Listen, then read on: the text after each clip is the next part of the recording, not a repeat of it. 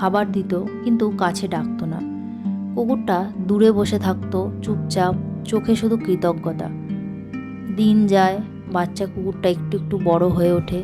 এক গভীর রাতে হঠাৎ বাড়ির উঠোনে জোরে জোরে চেঁচানোর শব্দ। কুকুরটা অস্বাভাবিকভাবে ডাকতে থাকে।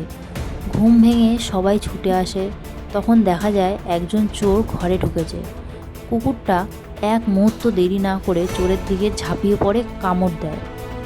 চোর রেগে গিয়ে লাঠি দিয়ে কুকুরটাকে আঘাত করে। কুকুরটা গুরুতরভাবে অসুস্থ হয়ে পড়ে। চোর পালিয়ে যায়, বাড়িটা বেঁচে যায়। সেই রাতের পর থেকে লোকটার মা প্রথমবার কুকুরটার মাথায় হাত বুলিয়ে দেয়। কোনো বড় কথা বলে না, চুপচাপ নিজের হাতে ওষুধ খাওয়ায়, ক্ষত পরিষ্কার করে। কয়েকদিন ধরে ভোরে উঠে সেই আগে কুকুরটাকে দিকে তাকায়। খাবার দেওয়ার সময় আর দূরে রাখে না, নিজের হাতেই দেয়। এক সকালে মা উঠোন ঝাড় দিচ্ছিল, হঠাৎ দেখে কুকুরটা চুপচাপ তার পাশেই বসে আছে। মা কিছুক্ষণ তাকিয়ে থাকে, তারপর বলে, থাক, তুই এখানেই থাক।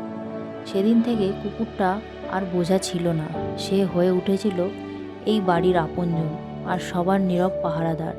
ভালোবাসা সবসময় ডাক দিয়ে আসে না, কখনো কখনো পিছু পিছু হেঁটে এসে নিজের জায়গা করে নেয়।